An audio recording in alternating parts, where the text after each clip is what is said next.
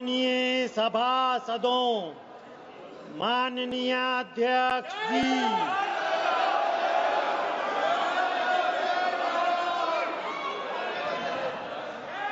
प्रश्नकाल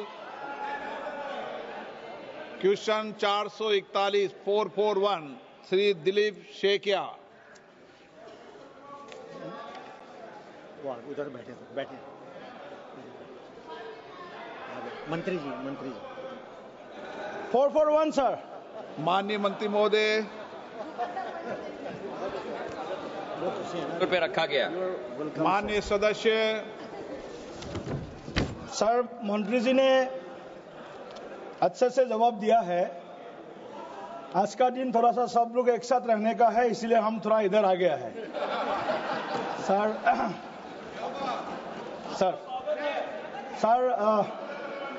north east development के लिए अटल बिहारी वाजपेयी जी ने डोनर मिनिस्ट्री का गठन किया था और डोनर मिनिस्ट्री के माध्यम से माननीय प्रधानमंत्री नरेंद्र मोदी जी ने पूरे पूर्वोत्तर के अष्टलक्ष्मी को देश के मुख्य धारा में, विकास के मुख्य धारा में लाने का भरपूर प्रयास किया। 70 वर्ष से अधिक समय माननीय प्रधानमंत्री जी ने नॉर्थ ईस्ट का दौरा किया। मेरा प्रश्न है, नॉर्थ ईस्ट को आगे आने वाला 10 साल में हमारे जो विकास का गति है, बाकी जो स्मार्ट सिटी है, डेवलप सिटी है, उसके साथ में नॉर्थ ईस्ट को एक समान तरीके से आगे लेके जाने के लिए डोनर मिनिस्ट्री का क्या योजना है और निश्चित से लेकर के पीएम डिवाइन तक जो भी योजना नॉर्थ ईस्ट में चल रहा है उसमें बढ़ोतरी का क्या उनका प्लान है, ये मैं जानना चाहता हूं महोदय। सर, सांसद महोदय ने बहुत महत्वपूर्ण प्रश्न उठाया है। सर, पूर्व में उत्तर पूर्वी राज्यों को देश के आखिरी टापू के रूप में देखा जाता था। प्रधानमंत्री नरेंद्र मोदी जी के प्रधानमंत्री बनने के बाद जो दृष्टिकोण उत्तर पूर्वी राज्यों के प्रति होता था, उसे भारत का पहला अंग बनाने का कार्य हमारे प्रधानमंत्री नरेंद्र मोदी जी ने किया है। और ये मात्र वाक्य नहीं है सर, क्योंकि अगर हम आंकड़ों को भी देखें तो हम लोगों का जो बजटरी एलोकेशन है 54 मंत्रालयों का, उन 54 मंत्रालयों में जहां 27,000 करोड़ का बजटरी एलोकेशन होता था 2004 से 2014 तक, आज वो बजटरी एलोकेशन 91,000 करोड़ प्रति वर्ष हो चुका है, जो 3.5 गुना है।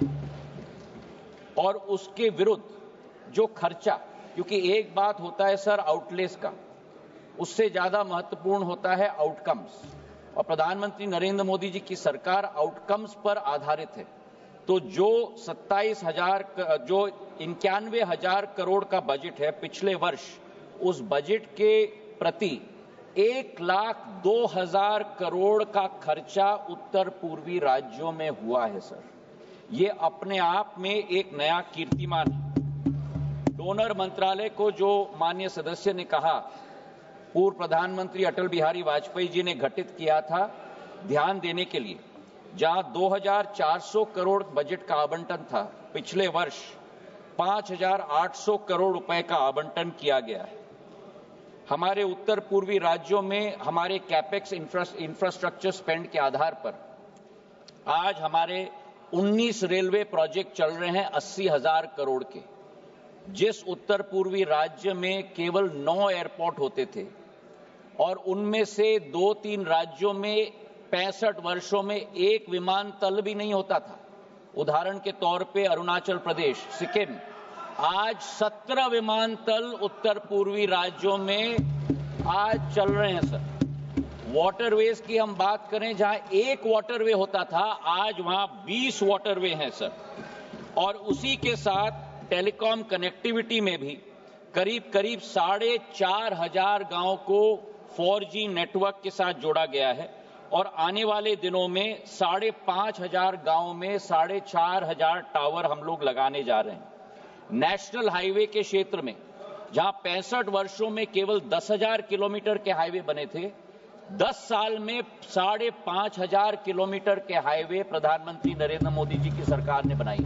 और ग्रामीण सड़कों को भी जोड़ने के लिए 45,000 किलोमीटर के रोड 50,000 करोड़ रुपए के आधार पर आज उत्तर पूर्व में बने हैं। और इसी के आधार पर सर, जो भारत आगे बढ़ रहा है, अग्रसर हो रहा है, 7% हमारी जीडीपी ग्रोथ रेट है।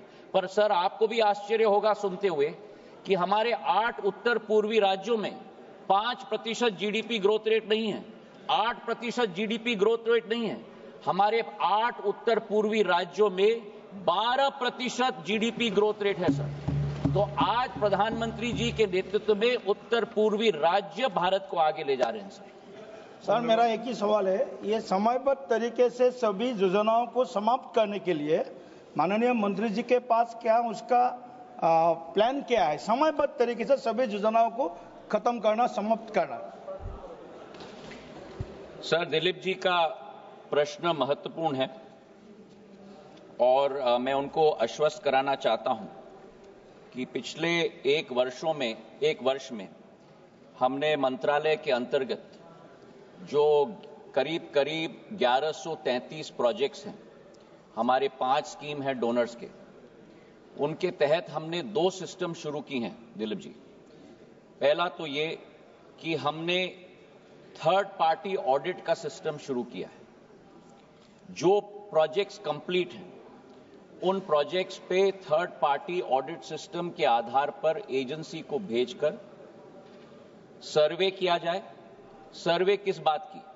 ये केवल नहीं कि अधोसंरचना बनी है कि नहीं, क्योंकि सफेद हाथी की तरह भी कई बार अधोसंरचना बन जाती है, पर हर मनुष्य और मानवी को उससे लाभ मिल रहा है कि नहीं। उदाहरण के तौर पे मैं आपको कहूं, अगर कहीं स्कूल बना है या अगर कहीं अस्पताल बना है, यूसी आ गई, सीसी आ गई, तो हम साधारण तौर पर टिक कर लेते हैं कि हो गया काम। पर यह सर्वे टीम जाके देख रही है कि वो अस्पताल से या स्कूल से बच्चों को शिक्षा मिल रही है कि नहीं, टीचर्स हैं कि नहीं, अगर अस्पताल है तो उपकरण है कि नहीं, कितने मरीजों का इलाज हो रहा है।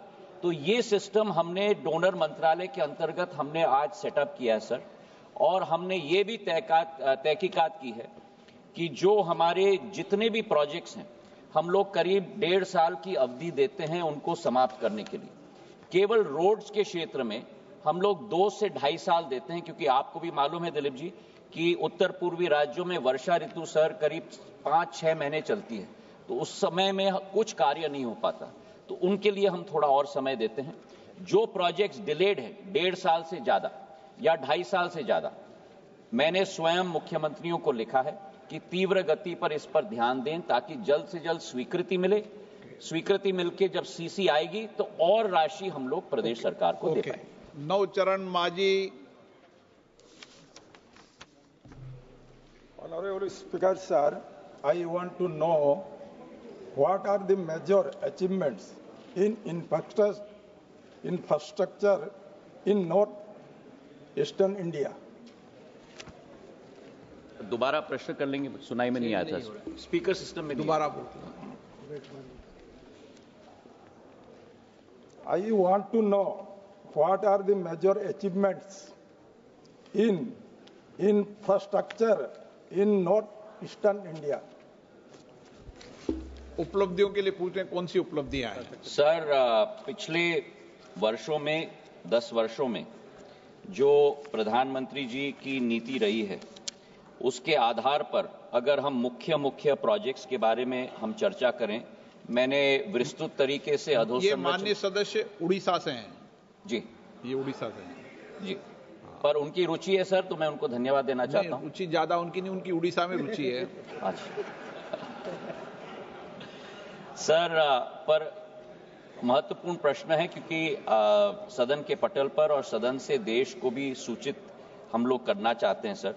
जो अधोसंरचना की बात है उस पर हमने चर्चा भी प्रश्न पर किया था, पर जो मुख्य प्रोजेक्ट्स हैं, जो अधोसंरचना हमने बिछाई है उत्तर पूर्वी राज्यों में प्रधानमंत्री जी के नेतृत्व में, आज उसी के फलस्वरूप सर आप देखिए जो सेमीकंडक्टर की फैब देश में लग रही है, उत्तर पूर्वी राज्य में टाटा की सेमीकंडक्टर फैब 27,000 करोड़ के निवेश के आधार पर असम में लगने जा रही है।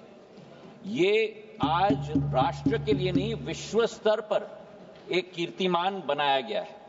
उसी के साथ अगर हम लोग रिफाइनरी की बात करें तो नुमालीगढ़ रिफाइनरी की एक्सपेंशन 28,000 करोड़ के निवेश के आधार पर हो चुका है। अधोसंरचना की बात करें, गडकरी साहब यहां बैठे हुए हैं, ब्रह्मपुत्र एक्सप्रेसवे 900 किलोमीटर की एक्सप्रेसवे कनेक्टिविटी एड्रेस करने के लिए पूर्ण रूप से आज तैयार हो चुकी है। भूपेन हजारिका ब्रिज भारत का सबसे लंबा रोड ब्रिज अगर कहीं है तो आज हमारे उत्तर पूर्वी राज्य में है, जो अरुणाचल और असम को जोड़ता है सर। इसी के साथ मणिपुर में विश्व का, देश का नहीं, विश्व का सबसे ऊंचा पियर ब्रिज आज मणिपुर में बन चुका है सर। सिक्किम में सेवोक और रैंगपो लाइन, पहला रेल लिंक सर, सिक्किम में पहला रेल लिंक 75 वर्षों में संभव हो पाया है, तो प्रधानमंत्री नरेंद्र मोदी जी के नेतृत्व में संभव हो पाया। पहला वंदे भारत एक्सप्रेस सर आसाम में, आज गुवाहाटी से नई जलपाईगुड़ी तक कनेक्टिविटी हो चुकी है सर। इसी के साथ पावर के क्षेत्र में देखें तो अरुणाचल प्रदेश जहां अधिक क्षमता है, 1 लाख मेगावाट की क्षमता है हाइड्रो पावर में सर, वहां लोअर सुभानशी हाइड्रो प्रोजेक्ट 2000 करोड़ की आज क्रियान्वित है सर। हमारे वाटरवेज की बात करें तो कनेक्टिविटी देखिए सर, एमवी गंगा विलास के आधार पर हमने उत्तर प्रदेश को बोगीबिल के साथ जोड़ा है सर। विश्व का सबसे लॉन्गेस्ट क्रूज आज उत्तर पूर्वी राज्य में है सर। मणिपुर में स्पोर्ट्स यूनिवर्सिटी, पहला देश का स्पोर्ट्स यूनिवर्सिटी अगर कहीं बना है तो उत्तर पूर्वी राज्य में बना है, जो प्रधानमंत्री जी की सोच और विचारधारा है स्पोर्ट्स की तरफ से। आज आर्टिफिशियल इंटेलिजेंस और सूचना प्रौद्योगिकी का युग है सर। देश में सबसे बड़ा नेशनल डेटा सेंटर आज असम में बनने जा रहा है और एशिया का सबसे बड़ा largest rated for hyper scale data centre भी आज असम में बनने जा रहा है। तो हमारा उत्तर पूर्वी राज्य, पहला एम्स गुवाहाटी में बन चुका है। हमारे उत्तर पूर्वी राज्य में विकास और प्रगति प्रधानमंत्री जी के नेतृत्व में सुनिश्चित है और यही रेल का इंजन होगा जो देश के सारे डिब्बों को आगे ले जाएगा। Shri Pradyut Bordoloi. Allowing me to ask a supplementary, I'm sure the Honorable Donor Minister would appreciate that development is a holistic concept.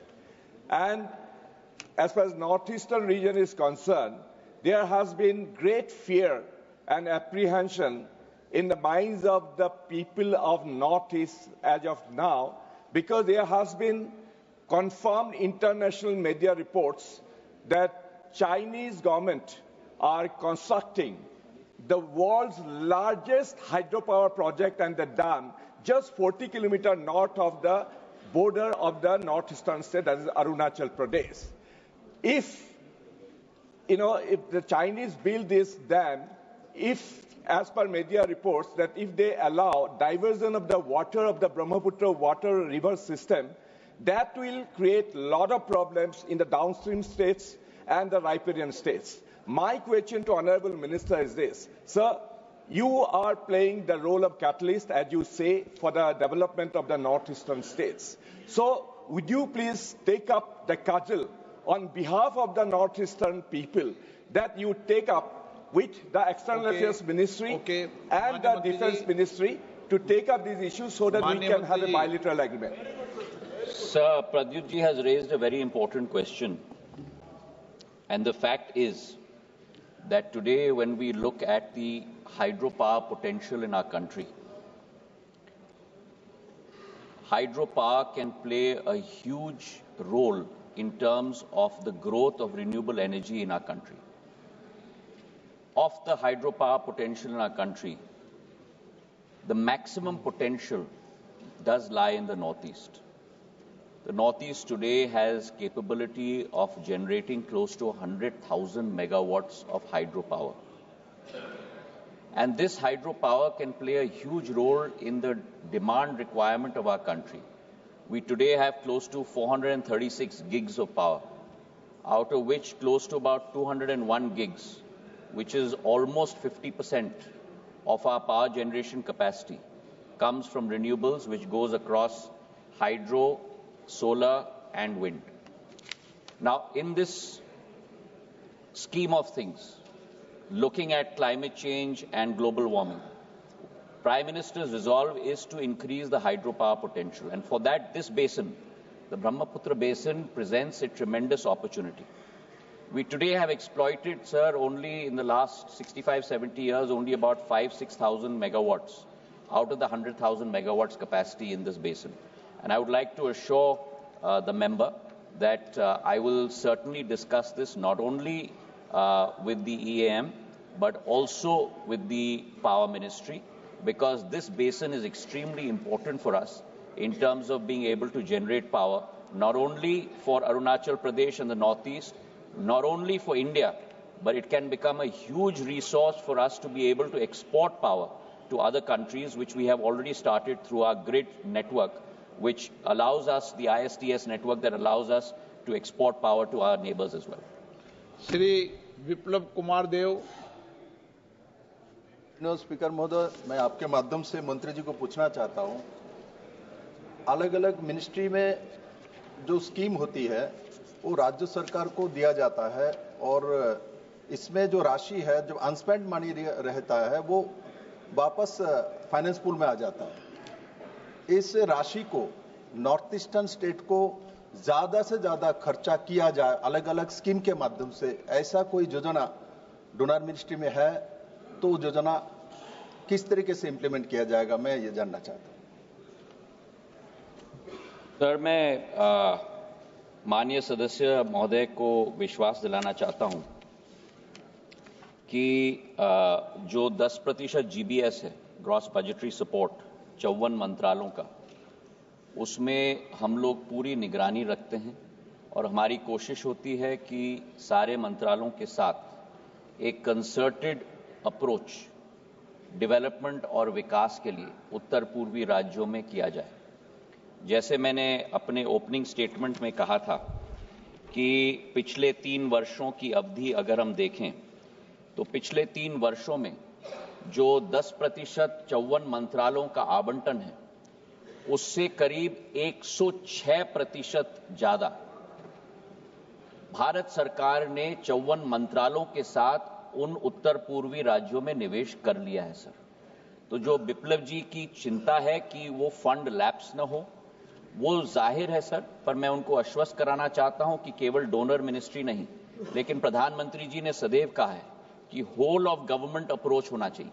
उस होल ऑफ गवर्नमेंट अप्रोच के तहत हमारे 54 मंत्रालय भी पूरी कोशिश कर रहे हैं कि समूची राशि नहीं, लेकिन उससे ज्यादा अतिरिक्त राशि भी उत्तर पूर्वी राज्यों में खर्च की जाए। मैंने उदाहरण दिया था पिछले वर्ष का 91,000 करोड़ रुपए का 54 मंत्रालयों का बजट था। 1,02,374 करोड़ 54 मंत्रालयों ने उत्तर पूर्वी राज्यों में निवेश कर लिया है। तो टारगेट की पूर्ति नहीं, लेकिन टारगेट से भी आगे हम चल रहे हैं। क्वेश्चन नंबर 1 क्वेश्चन में 20 मिनट लग गया है।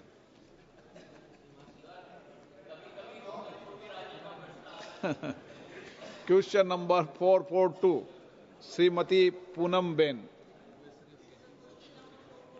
माननीय मंत्री जी, माननीय सदस्य।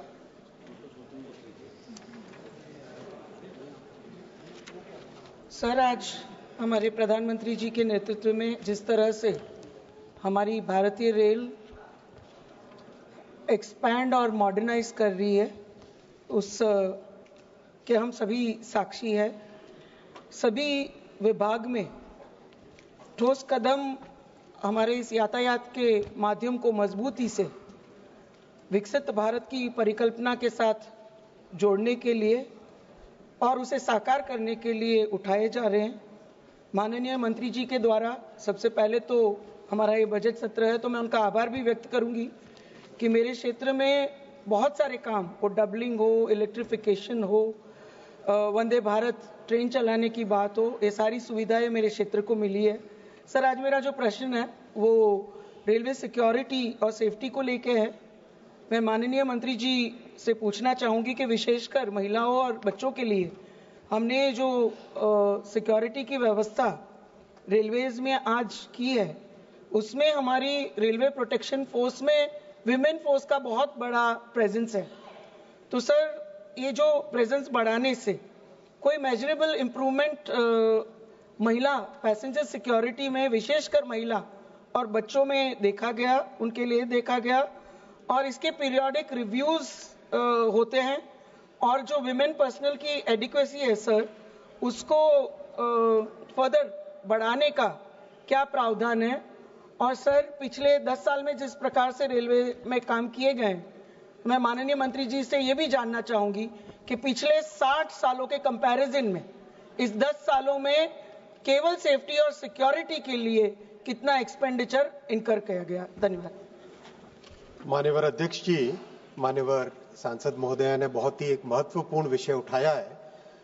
महिलाओं और विशेषकर बच्चों के सेफ्टी और सिक्योरिटी के लिए रेलवे में कई सारे स्टेप्स लिए गए हैं, और इन स्टेप्स के बारे में अगर विस्तृत उत्तर मैंने माननीय सांसद के सामने रखा है, फिर भी मैं 3-4 इसके इम्पोर्टेंट पॉइंट्स आपके सामने, आपके माध्यम से माननीय सांसद को दूंगा जवाब। बहुत सारे स्टेशंस में सीसीटीवी कैमरा लगाए गए हैं और वो लगातार आगे बढ़ाया जा रहा है। करीब करीब 1.5 साल के अंदर अंदर हर स्टेशन के अंदर सीसीटीवी कैमरा सफिशिएंट क्वांटिटी में लग जाएंगे। जो आरपीएफ का रोल है रेलवे प्रोटेक्शन फोर्स का, उसके बारे में माननीय सांसद महोदय ने बहुत अच्छा मेंशन किया है। इसमें अब करीब 9.4% महिला कर्मचारी रेलवे की सुरक्षा बल में आ चुके हैं और उसका बहुत अच्छा लाभ भी मिल रहा है। जैसा हम सब जानते हैं कि महाकुंभ के दौरान किस तरह से हमारे आरपीएफ की महिला जवानों ने जिस तरह से काम किया, वो एक अद्भुत काम था। पूरे के पूरे सिस्टम में सबको एक संवेदना के साथ सेवा करने का एक काम किया। इसके अलावा 139 जो नंबर है हेल्पलाइन का, उस नंबर को सिग्निफिकेंटली इंप्रूव करके आज एक बहुत अच्छा वॉर रूम का सिस्टम बनाया गया है हर एक डिवीजन में, हर एक जोन में और रेलवे बोर्ड में। उससे कंटिन्यूसली मॉनिटरिंग, कंटिन्यूसली कोई भी पॉइंट हो उसका समाधान करना, उसमें पूरा का पूरा रेलवे का प्रशासन इसमें लगता है। साथ ही साथ महिलाओं के लिए एसी में और नॉन एसी में सभी कैटेगरीज में हर कोच के अंदर लोअर बर्थ का एक स्पेशल प्रोविजन भी किया गया है। ओवरऑल माननीय अध्यक्ष जी, रेलवे में सेफ्टी में बहुत सिग्निफिकेंट इम्प्रूवमेंट आया है। जो माननीय लालू जी के समय में करीब 700 एक्सीडेंट साल के होते थे, माननीय ममता जी के समय में जो 400 के आसपास होते थे, और माननीय खड़गे जी के समय में जो करीब 385 के आसपास होते थे, वो अभी फाइनेंशियल ईयर क्लोज हुआ, वो संख्या 400 से कम होके 81 पे आ गया है। बहुत सिग्निफिकेंट इम्प्रूवमेंट हुआ है और मेहनत लगातार कर रहे हैं। हर एक इंसिडेंट के रूट कॉज में जा रहे हैं। Technological changes, procedural changes, training के मेथड के माध्यम से हर तरीके से हर प्रयास करके और भी एक्सीडेंट्स को कम करने का प्रयास माननीय अध्यक्ष जी लगातार है। Member supplementary. माननीय अध्यक्ष जी, मैं आपके माध्यम से मंत्री जी से जानना चाहूंगी कि काफी बार हमारे पास ये कंप्लेन आती है ऑफ डिलेड एफआईआर्स। जब जर्नी में होते हैं तब तक कोई एफआईआर रजिस्टर नहीं होती, कोई फरियाद लेने वाला योग्य व्यक्ति काफी बार ट्रेन में मौजूद नहीं होता। तो इस दिशा में to ensure the reporting of any crime promptly, इसके लिए क्या विशेष व्यवस्था की गई है? और सर, देश में ऐसे एक वल्नरेबल जो सेक्टर्स है, वो राज्य हो या एरिया हो, जहाँ पे ज्यादा ऐसी क्राइम की फरियाद आती है, वहाँ कोई विशेष व्यवस्था की गई है क्या? राज्य सरकार का जो जीआरपी होता है उसके साथ आरपीएफ का कोऑर्डिनेशन लगातार रहता है। ये जो माननीय सांसद महोदय ने जो विषय उठाया है, अभी जो नए न्याय संहिता के 3 कानून आए उसमें एक 0 एफआईआर का प्रोविजन भी है। तो आरपीएफ और जीआरपी, सभी राज्यों की, हर राज्य की अलग अलग जीआरपी होती है, उनके बीच में लगातार संवाद चल रहा है और दोनों के बीच में संवाद के माध्यम से एक जीरो FIR वाला जो मैकेनिज्म अगर हर राज्य में जैसे जैसे न्याय संहिता का अनुपालन होने लगेगा, वो होने से मान्यवर सांसद महोदया का जो विषय उठाया वो विषय का समाधान निकलेगा। श्री राहुल कसवा। महोदय, सर मैं मंत्री महोदय से जानना चाहूंगा कि ब्रॉडगेज कन्वर्जन करने के बाद में राजस्थान जैसे प्रदेश में काफी डिमांड RUBs की रही। एक आप ही के मंत्रालय द्वारा बीकानेर डिवीजन को 2023-24 के अंदर 300 करोड़ रुपए के 46 RUBs सैंक्शन किए गए। सर RUBs की इतनी ज्यादा डिमांड है कि मेरी लोकसभा क्षेत्र अकेले में 48 सुपर RUBs की डिमांड है। तो इस सेफ्टी पर्पज से क्या सरकार अपने बजट से RUBs का निर्माण करने का कार्य करेगी? माननीय सांसद ने जो विषय उठाया है RUB और ROB का, उसमें भी माननीय अध्यक्ष जी इन 10 वर्षों में रिकॉर्ड काम हुआ है। और माननीय राहुल जी के तो राहुल कसवा जी के क्षेत्र में तो बहुत काम हुआ है। ठीक है, आज वहां पर है वो अलग बात है, लेकिन इनका काम बहुत हुआ है इनके क्षेत्र में।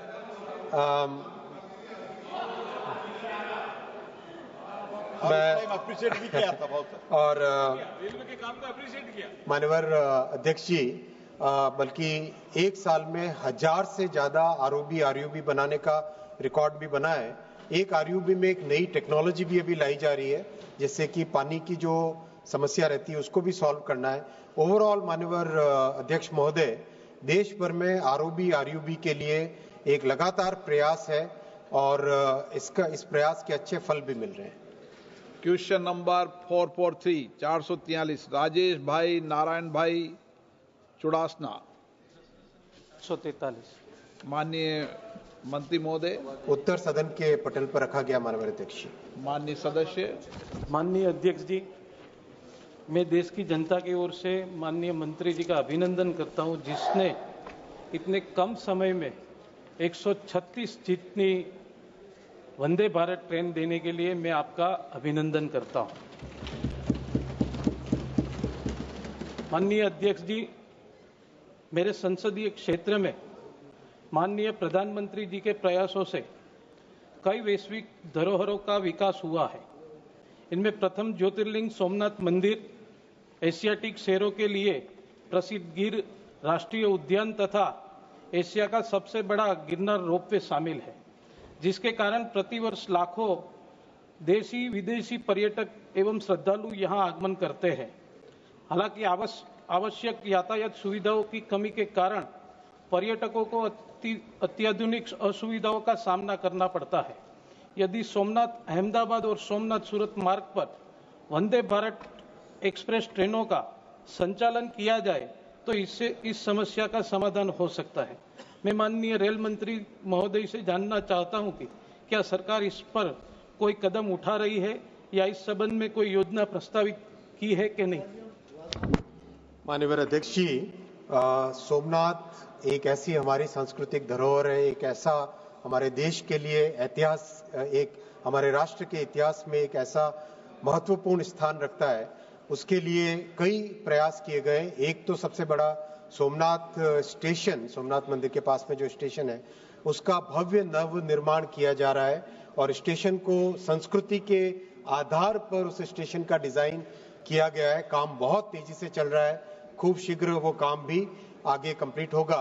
और माननीय सांसद महोदय ने जो अहमदाबाद से सोमनाथ के लिए वंदे भारत का रिक्वेस्ट किया है, उसका मैंने नोट लिया है और इसकी फिजिबिलिटी जांच करने के बाद में मैं माननीय सांसद को इसकी डिटेल बताऊंगा। Honourable member.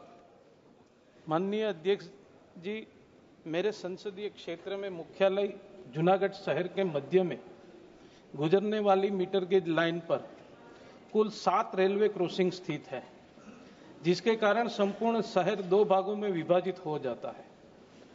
इससे वर्ष भर अत्यधिक ट्रैफिक जाम की समस्या बनी रहती है। इस संदर्भ में विगत कई वर्षों से स्थानीय नागरिकों एवं जनप्रतिनिधियों की यह मांग रही है कि इस समस्या का समाधान जल्द किया जाए, ताकि यातायात व्यवस्थाओं को सुचारू किया जा सके और नागरिकों को राहत मिल सके। मैं माननीय रेल मंत्री जी से जानना चाहता हूं कि क्या सरकार ने इस विषय पर कोई विचार विमर्श किया है तथा इस समस्या के समाधान हेतु योजना बनाई गई है, बनाए जाने का प्रस्ताव है? मान्यवर सांसद राजेश भाई के साथ बहुत डिटेल में इस विषय पर चर्चा हुई है। ये वाकई एक बहुत बड़ी प्रॉब्लम है। एक छोटे से स्ट्रेच में 7 जगह जो गेट है उसको सॉल्व करने का एक तरीका भी मान्यवर सांसद ने ही सुझाया है। मैं उनको भी आपके माध्यम से धन्यवाद देना चाहूंगा। उन्होंने ही पूरे शहर में किस तरह से रीऑर्गेनाइज करे रेलवे को, वो एक बहुत अच्छा मार्ग सुझाया है। ऐसा ही कानपुर में भी एक प्रॉब्लम थी, उसको भी मान्यवर अवस्थी जी शायद होंगे यहाँ पर, उनके और इनके प्रेडिसेसर की मदद से वो प्रॉब्लम भी एक करके जहां पर भी इस तरह की समस्याएं आती है उसको समाधान करने का प्रयास लगातार रहता है। माननीय अध्यक्ष। Doctor T Sumati. Thank you very much, Speaker sir. I would like to raise certain concerns to the Honourable Minister through you, sir, on regarding the onboard services of Vande Bharat trains, particularly on routes such as train number 20665 Chennai to Tirunelveli and train number 20628 Nagarcoil to Chennai. Sir, we are very happy and thankful that you have given 11 Vande Bharat trains, and we are proud that it's being manufactured in our Chennai ICF factory. Despite the fact that in these above mentioned Vande Bharat expresses, the onboard menu is predominantly North Indian cuisine, overlooking the rich culinary heritage of Tamil Nadu. Has any data been taken from the passengers regarding the feedback of the menu? Because I've received pleas and complaints that let the South Indian cuisine be included, and I would like the Honourable Minister to consider that. Then again, there is also a complaint that almost most of the pantry workers, they speak predominantly Hindi, and it's difficult for the commuters to communicate with them regarding their needs. So will the minister make it a mandate for the deployment of the pantry workers to be proficient either in English or in Tamil, including the local languages? So one more, my question has been clubbed with, only one more. I've asked a question regarding whether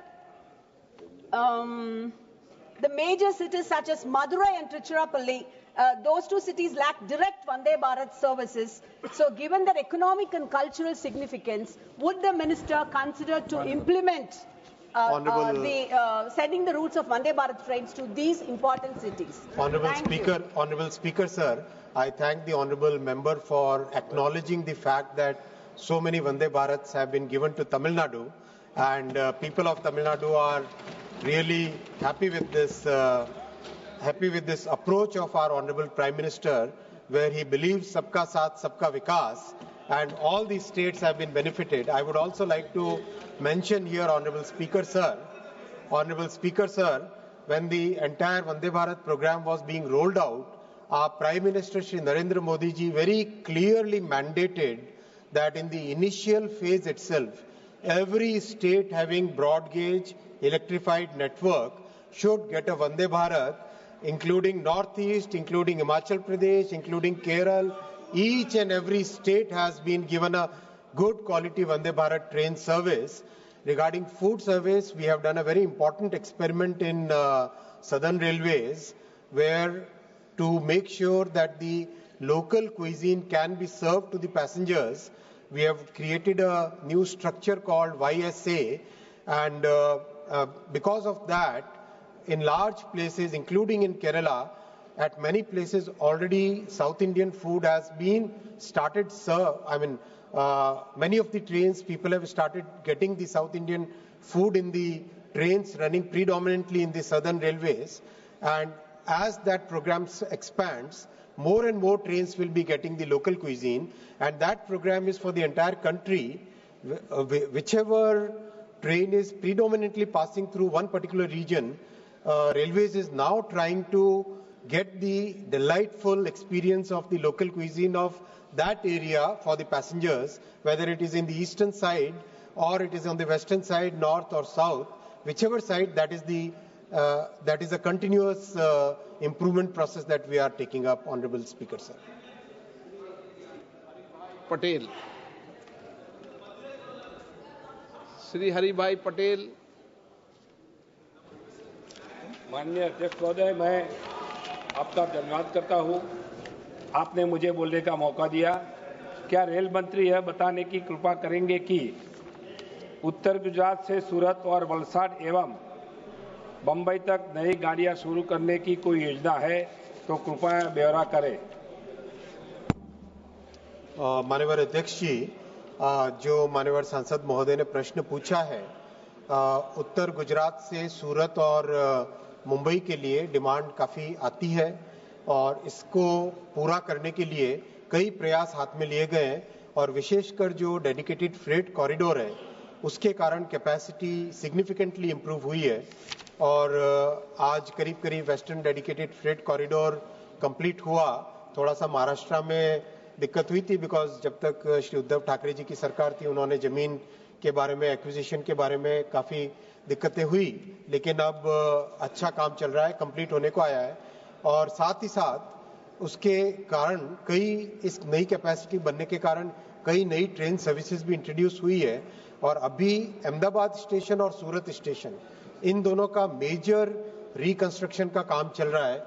उसके complete होने के बाद में capacity एक साथ बढ़ेगी और उस कैपेसिटी के बढ़ने से नई सर्विसेज भी आरंभ होने की संभावना बढ़ेगी। अवधेश प्रसाद जी, आपकी रिकमेंड अखिलेश जी ने की है। आप सवाल भी देखिएगा कैसा आता है, मंत्री जी जवाब नहीं देंगे। मान्यवर, नवरात्र का महीना है, समय चल रहा दिन, हम माननीय मंत्री जी को बधाई देते हैं, इन्होंने जो ट्रेन चलाई है और ये वंदे भारत एक्सप्रेस अयोध्या से लखनऊ से, लेकिन मान्यवर ये 2-3 बार सांड से टकराई तो ये समस्या का निदान कितनी बार माननीय मंत्री जी कर दें और कितनी बार टकराई है सांड से। इटावा में क्यों टकराई बार-बार? और कई जगह निकाई है इसका, इटावा में खासतौर से अयोध्या में, इसके लिए बता दें आपकी कृपा होगी। धन्यवाद। माननीय अध्यक्ष जी, उनके सलाहकार बैठे हैं अवधेश जी, आपको सलाह की आवश्यकता नहीं है। माननीय अध्यक्ष जी, माननीय सांसद ने बहुत एक महत्वपूर्ण विषय उठाया है और इस विषय का मैं डिटेल में जवाब देना चाहूंगा। माननीय अखिलेश जी के कमेंट की जरूरत नहीं है। ये विषय एक बहुत ही इंपॉर्टेंट सेफ्टी का विषय है। देश भर में जिस तरह से एट ग्रेड रेलवे लाइंस हैं, उसके कारण कैटल जब आता है लाइन के ऊपर उसकी एक प्रॉब्लम होती है और उस प्रॉब्लम को सॉल्व करने के लिए बहुत ही फोकस्ड वे में काम हाथ में लिया गया है। देश भर में माननीय अध्यक्ष जी एक नए डिजाइन की फेंसिंग का काम चालू हुआ है। करीब अब तक 800-900 किलोमीटर में जहां वो नई डिजाइन की फेंसिंग लगी है वहां पे कैटल रनओवर प्रैक्टिकली जीरो हो गया है और उसका बहुत बड़ा बेनिफिट भी मिला है देश में, क्योंकि कैटल रनओवर के कारण एक्सीडेंट की संभावना बढ़ती थी। उस संभावना को भी सिग्निफिकेंटली इससे इंप्रूवमेंट आया है और जैसे ये एक्सपेरिमेंट अभी ठीक से चला है तो देश के और भी कई भागों में करेंगे। और इटावा में इसलिए टकराते हो कि आप हो, बताओ ना। मैं कुछ कहना चाहता था लेकिन आपने कह दिया, मैं और कुछ नहीं बोलूंगा इस पे। श्री रंग अप्पा बढ़ने।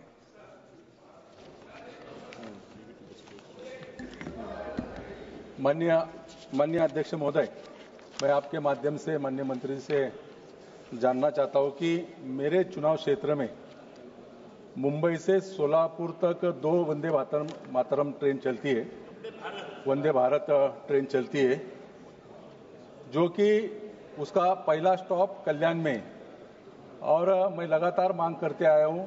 मेरे चुनाव क्षेत्र में लोनावला ये पर्यटन स्थल है, देश भर से कई सारे पर्यटक यहाँ आते। कल्याण से पूना तक 140 किलोमीटर की दूरी है। तो मैं मंत्री से जानना चाहता हूं कि लोनावला वंदे भारत एक्सप्रेस को स्टॉप देने की कुछ मंत्रालय की आगे चलकर कोशिश रहेगी या स्टॉप देंगे? माननीय सांसद महोदय का रिक्वेस्ट मैंने नोट किया। माननीय अध्यक्ष, क्वेश्चन नंबर 444 श्री अरुण भारती। महोदय, प्रश्न संख्या 444। माननीय मंत्री महोदय। अध्यक्ष जी, उत्तर सदन के पटल पर रखा गया। माननीय सदस्य। धन्यवाद अध्यक्ष महोदय। सबसे पहले मैं रेल मंत्री जी का अभिवादन करना चाहूंगा अपने लोकसभा क्षेत्र जमुई के से, जहां एक बहुत लंबी डिमांड थी कटौना हॉल्ट की, जो इन्होंने पूरी की है। अध्यक्ष महोदय, मैं आपके माध्यम से माननीय रेल मंत्री से जानना चाहूंगा कि मेरे लोकसभा क्षेत्र जमुई से जुड़ी कई नई रेल की परियोजनाओं को केंद्र सरकार ने स्वीकृति दी है, जैसे बरियारपुर मननपुर, नवादा लक्ष्मीपुर, झाझा बटिया, जसीडीह चकाई कोडरमा। मैं सरकार का ध्यान इस ओर आकृष्ट करना चाहता हूं कि जमुई से जुड़ी इन रेल परियोजनाओं के लिए आवश्यक धनराशि का आवंटन अभी तक नहीं हुआ है। इसके कारण से मेरे लोकसभा क्षेत्र में सिकंदरा, खैरा, बरहट, सोनो, चकाई और अलीगंज जैसे प्रखंड आज भी रेलवे नेटवर्क से कटे हुए हैं। इन परियोजनाओं से जमुई सहित मुंगेर जिला, नवादा जिला, शेखपुरा जिला, लखीसराय जिला और बांका जिला के लाखों लोगों को इसका लाभ होगा। मैं आपके माध्यम से पूछना चाहता हूं माननीय रेल मंत्री जी से कि क्या सरकार जमुई लोकसभा क्षेत्र में प्रस्तावित नई रेल परियोजनाओं हेतु शीघ्र आवश्यक धनराशि की स्वीकृति और आवंटन को लेकर के कोई समयबद्ध योजना बना रही है, जिससे इन रेल लाइनों का निर्माण तत्काल प्रभाव से शुरू हो सके? माननीय अध्यक्ष जी, माननीय सांसद श्री अरुण भारती जी ने बहुत ही महत्वपूर्ण विषय इस सदन के सामने रखा है। मैं माननीय अध्यक्ष महोदय आपके सामने कुछ फैक्ट्स रखना चाहूंगा। जब श्री लालू जी बिहार में करीब करीब सारे प्रोजेक्ट्स को फोकस करते थे और प्रयास करते थे कि देश के बाकी एरिया में कुछ भी नहीं हो, सिर्फ बिहार ही बिहार पे उनका फोकस रहता था, फिर भी ऐसे पीरियड में भी यूपीए के समय बिहार जैसे महत्वपूर्ण प्रदेश को मात्र 1132 करोड़ रुपए मिलते थे। रेलवे के एलोकेशन का इतना सा ही हिस्सा बिहार को मिलता था। आज माननीय अध्यक्ष जी, प्रधानमंत्री श्री नरेंद्र मोदी जी ने बिहार के लिए 10,066 करोड़ रुपए का बजट आवंटन किया है और 10,066 करोड़ के इस बजट आवंटन के कारण बहुत अच्छा बिहार में काम भी तेजी से चल रहा है। वहां बिहार में जो सरकार का सहयोग रेलवे को पूरी तरह से मिल रहा है और उसके कारण जो दो बड़े महत्वपूर्ण प्रोजेक्ट माननीय सांसद महोदय ने रखे सामने, झाझा बटिया न्यू रेलवे लाइन को 496 करोड़ रुपए के एलोकेशन के साथ काम किया जा रहा है उसके ऊपर, और सरायगढ़ से बैजनाथपुर अंडोली झाझा इस लाइन को 79 करोड़ रुपीस के सैंक्शन के साथ प्रोजेक्ट को पूरा किया जा रहा है। साथ ही साथ Sitaram to Jhajha 4th line 154 kilometre की और Sitarampur to Kiul via Jhajha 3rd line 199 kilometre, उसका भी सर्वे बहुत अच्छा तेजी से आगे प्रोग्रेस किया है। इसके अलावा माननीय अध्यक्ष महोदय, बिहार में 98 स्टेशंस को पुनर्निर्माण किया जा रहा है अमृत भारत स्टेशन के माध्यम से, और इसका बहुत अच्छा माननीय सांसद महोदय के क्षेत्र में 2 स्टेशन आते हैं, जमुई और सिमुलतला, दोनों में बहुत अच्छी प्रोग्रेस है और दोनों ही जगह काम बहुत ही अच्छी तेजी से चल रहा है। मैं माननीय सांसद महोदय को निवेदन भी करूंगा, आप भी कृपया एक बार जाके वहां विजिट करें और आपका फीडबैक भी मुझे दें। धन्यवाद। Honourable member supplementary. माननीय अध्यक्ष महोदय, मैं आपके माध्यम से रेल मंत्री जी से ये गुजारिश करूंगा कि वंदे भारत की ट्रेन मेरे जमुई लोकसभा क्षेत्र में कहीं नहीं रुकती है। एक वंदे भारत ट्रेन का जमुई स्टेशन पे ठहराव हो, और हमारा जो जमुई स्टेशन है माननीय अध्यक्ष महोदय, वो अमृत भारत योजना के तहत आता है, लेकिन वहां पे जो कार्य की प्रगति है वो भी बहुत धीमी चल रही है। मैं माननीय मंत्री से जानना चाहूंगा कि इसको आगे तेजी से आगे बढ़ाने के लिए क्या कोई ठोस कदम उठाए जा रहे हैं?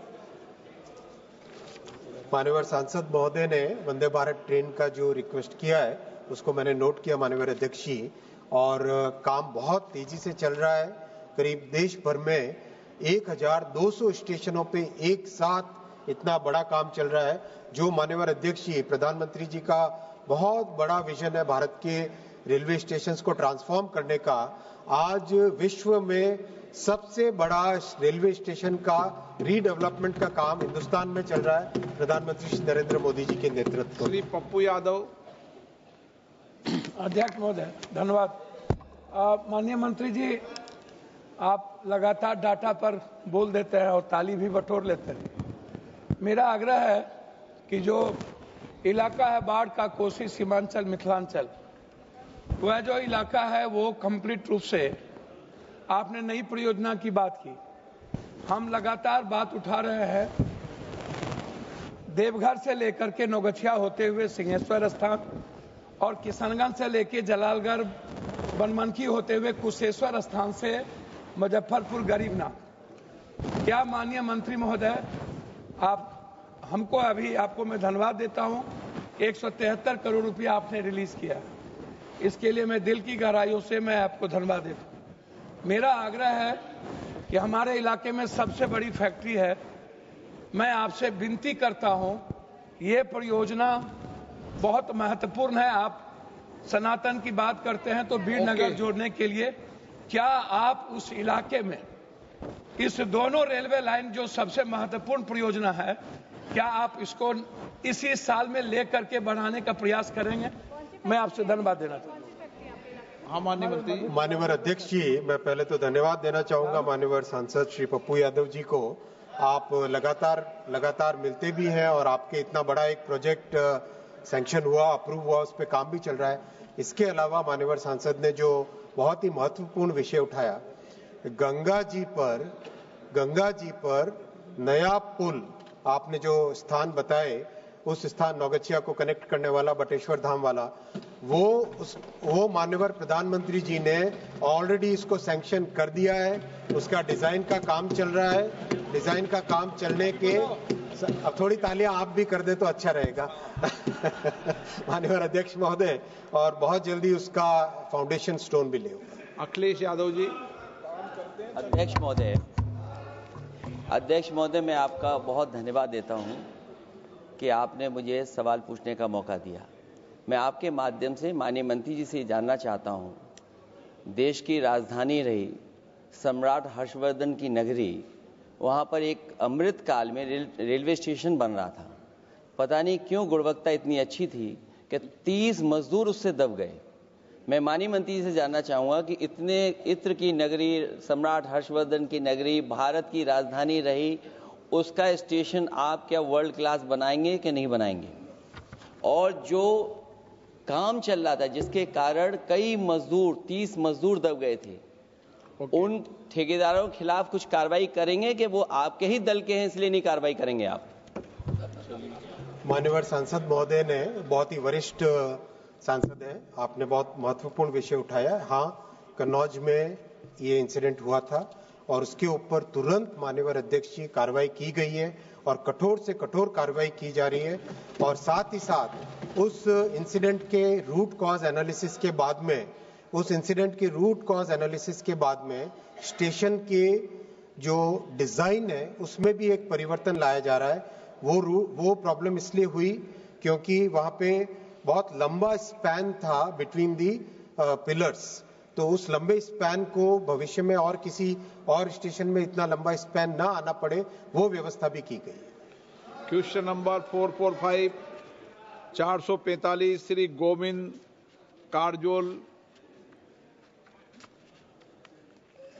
गोविंद कारजोल। माननीय मंत्री जी। उत्तर सभा पटल पर रख दिया गया। Question number 446 Shri Sunil Kumar. Question number 446। माननीय मंत्री महोदय।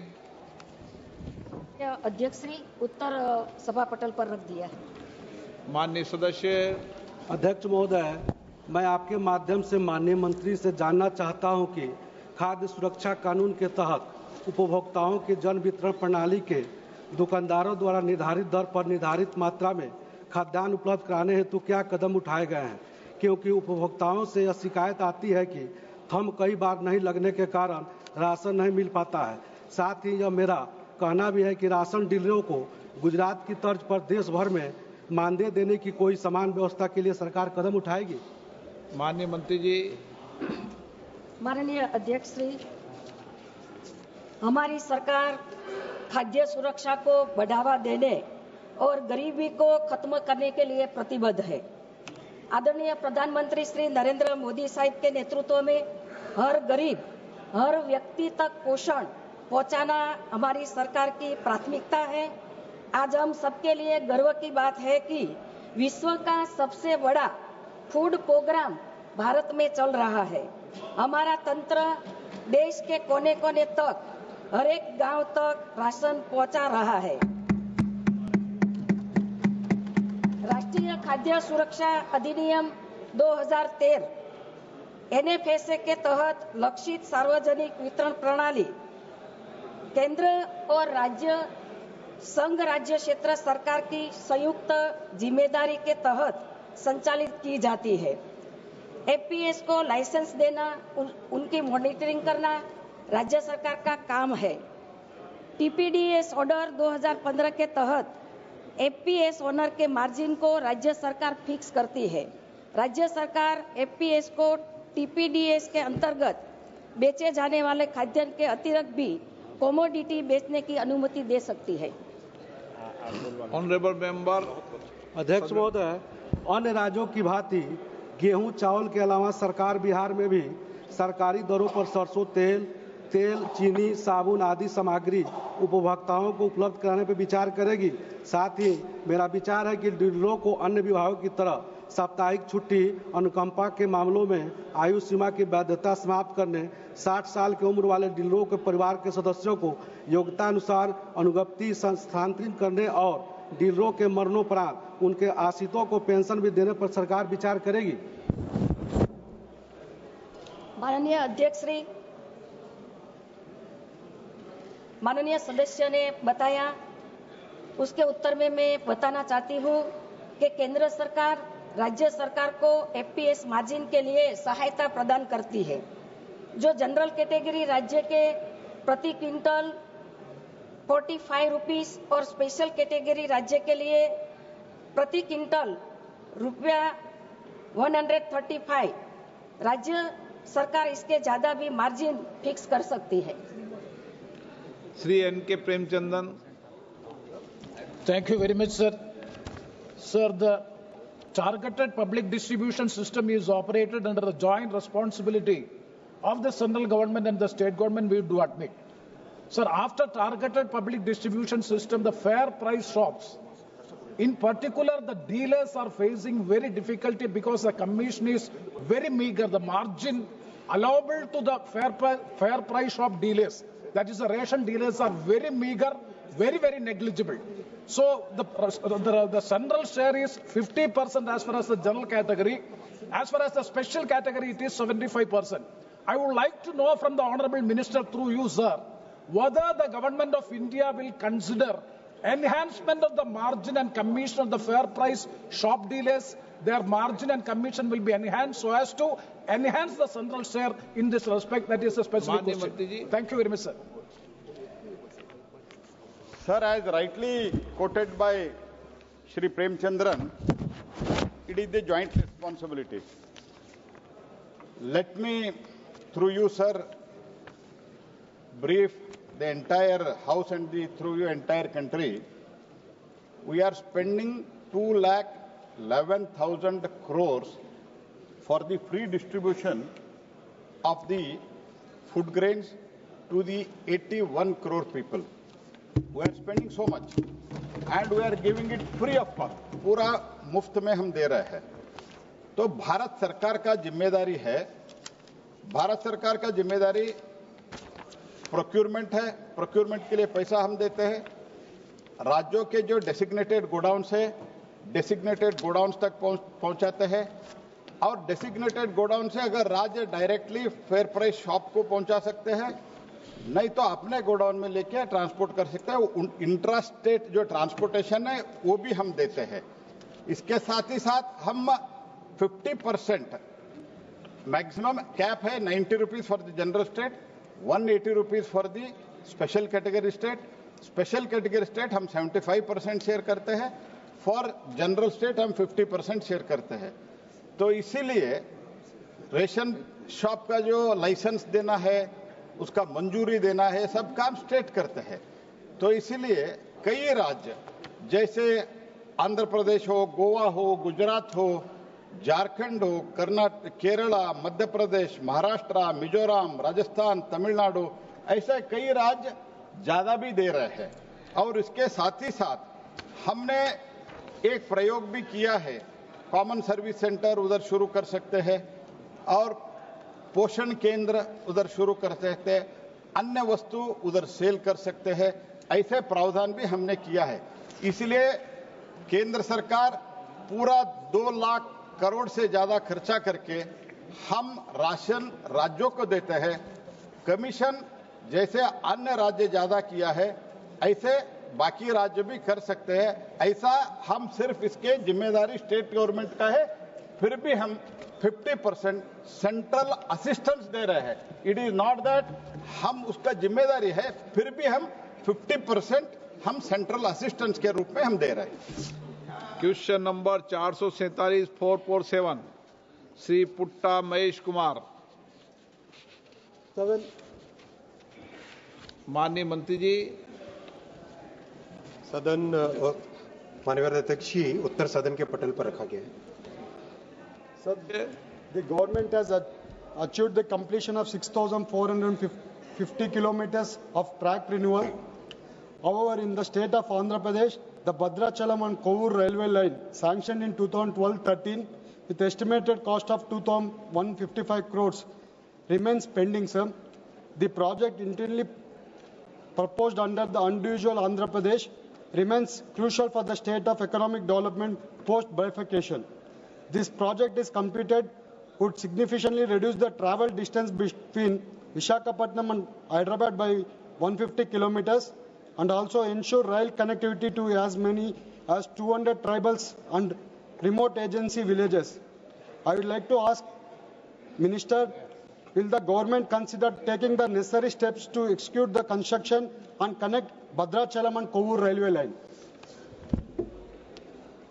Speaker, sir, Bhadrachalam, Sattupalli, Kovuru, this is the railway line which Honorable MP has mentioned in this question. This is a 119-kilometer new line project. This was sanctioned at 50% cost sharing with the state government. The total project cost was about 2,155 crore. Out of this, Bhadrachalam, Sattupalli, which is 56 kilometer, that has been completed in May 2022, and the balance portion, the work is going on. I'll follow up with the state government to expedite it.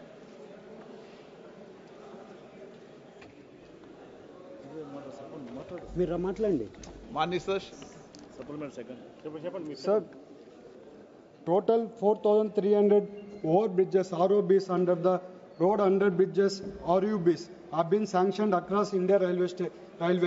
This includes 284 such projects in Andhra Pradesh, sanctioned at the cost of 9,450 crores, which is currently at various stages and planning and execution.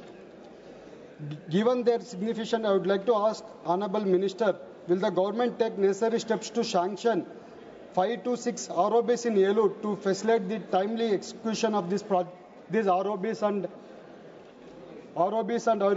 RUBs? Thank you, sir. Honorable Speaker, sir, I have taken note of the ROB's demand which Honorable MP has made. I would also like to point out that Andhra Pradesh budget allocation has increased significantly in the last few years. This used to be just about 8,000. The budget for combined Telangana and Andhra Pradesh during the UPA government used to be just about 886 crore. That has now increased to 9,417 crore just for the state of Andhra Pradesh alone. And this will really help in improving the railway connectivity in Andhra. And I would also like to mention, Honorable Speaker Madam, that the work pace has also increased significantly. In the 10 years, 2014 to 2024, in Andhra Pradesh alone, the total length of tracks completed is 1,510 kilometers, which is more than double the pace during the UPA period, which was just about 72 kilometers per year. Now that has become 151 kilometers per year.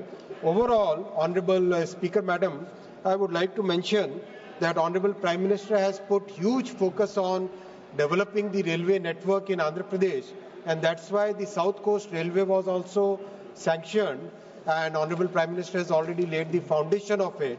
So many new initiatives have been taken, including the connectivity to Amravati.